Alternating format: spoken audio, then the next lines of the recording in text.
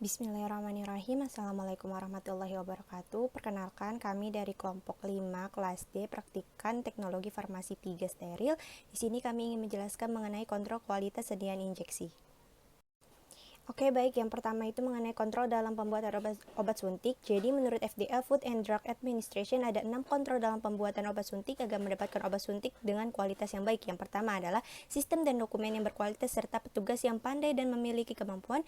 Yang kedua, sarana dan prasarana yang terkontrol dengan baik. Yang ketiga, material dasar yang bermutu. Keempat, sistem dan prosedur produksi yang baik. Yang kelima, sistem pengemasan dan distribusi yang baik. Yang terakhir atau yang keenam itu adalah laboratorium pengujian atau quality control yang baik. Baik, selanjutnya jumlah sampel obat suntik yang diuji dari total produksi serta hasil yang diperbolehkan rusak. Bisa dilihat dari tabel di samping, itu jumlah produksi, jumlah sampel maksimum yang diperbolehkan rusak. Nah, untuk jumlah produksi sebanyak 151 sampai 280, untuk jumlah sampelnya sebanyak 32, itu jumlah sampel maksimum yang diperbolehkan rusak sebanyak 1. Terus selanjutnya, untuk jumlah produksi sebanyak 281 sampai 500, jumlah sampelnya itu sebanyak 50 dan jumlah sampel maksimum yang diperbolehkan rusak hanya 2.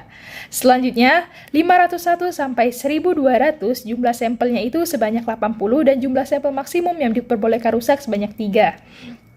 Selanjutnya, jumlah produksi 1201 sampai 3200, jumlah sampelnya itu 125 dan jumlah sampel maksimum yang diperbolehkan rusak sebanyak 5. Selanjutnya, 3201 sampai 10.000, jumlah sampelnya itu 200 dan jumlah maksimum yang diperbolehkan rusak hanya 7. Selanjutnya, 1000 sampai 35.000, itu jumlah sampelnya 315, jumlah sampel maksimum yang diperbolehkan rusak itu sebanyak 10.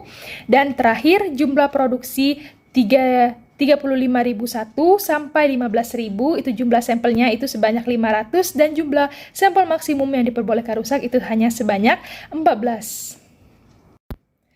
Baik, selanjutnya yaitu uji kebocoran atau leak test. Nah, sediaan injeksi ini merupakan sediaan yang didesain untuk berupa hermetical sealed atau tertutup rapat.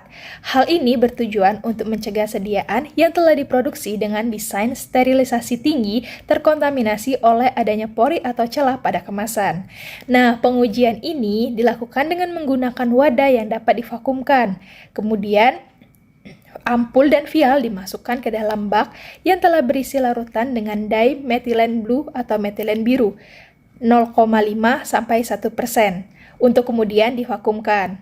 Nah, jika setelah 15 sampai 30 menit kondisi vakum larutan di dalam ampul tidak berubah warna atau menjadi biru, maka sediaan tersebut dapat dikatakan lulus uji kebocoran. Yang selanjutnya ada uji kejernihan, yaitu uji yang dilakukan untuk mendeteksi pengotor yang dapat berasal dari material penyaring, pengemas primer yang belum bersih, ataupun dari proses formulasi yang awalnya tidak benar. Cara pengujiannya adalah dengan mengamati sediaan injeksi di depan lampu yang terang atau dapat juga dengan menggunakan latar belakang yang gelap. Yang selanjutnya itu ada uji keseragaman kadar. Jadi uji ini sangat penting untuk dilakukan demi untuk menjamin bahwa kadar yang tertera pada etiket itu sesuai dengan sediaan yang kita buat. Pengujian kadar ini biasanya dapat menggunakan metode spektrofotometri dan juga HPLC, tergantung dari bahan atau zat aktif yang kita gunakan dalam formulasi. Oke, baiklah, yang selanjutnya itu adalah uji sterilisasi dan uji pH. Jadi untuk pengujian sterilisasi ini adalah sediaan menggunakan metode yang tercantum pada Farmakopeia Indonesia. Pada umumnya menggunakan metode inokulasi ke dalam media dengan jumlah produksi yang diuji tergantung dari jenis sediaan. Dan untuk uji pH sendiri, uji yang dilakukan dengan menggunakan kertas pH dengan indikator yang rentang dari 1 sampai 14 atau pH meter. Uji pirogenitas dan pengujian volume. Uji pirogenitas dapat dilakukan dengan metode tes kenaikan suhu pada kelinci dan tes LAL atau Limulus ameboxide lysate. Metode LAL ini lebih singkat untuk dilakukan dan tidak menggunakan hewan uji sehingga lebih sering digunakan.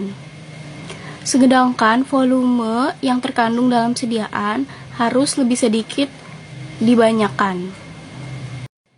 Selanjutnya, uji keseragaman bobot.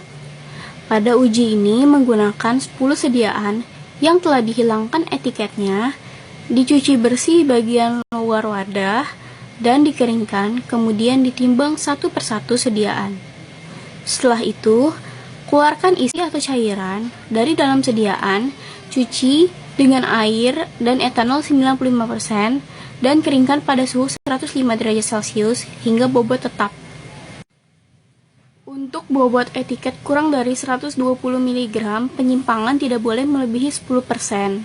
Untuk bobot 120 sampai 300 mg, tidak boleh lebih dari 7,8%, dan untuk di atas 300 mg tidak boleh menyimpang di atas 5%. Baiklah, sekian pemaparan materi dari kelompok 5 kelas D. Semoga apa yang kami sampaikan bermanfaat. Kurang lebihnya mohon maaf. Wabillahi taufik wal hidayah. Wassalamualaikum warahmatullahi wabarakatuh.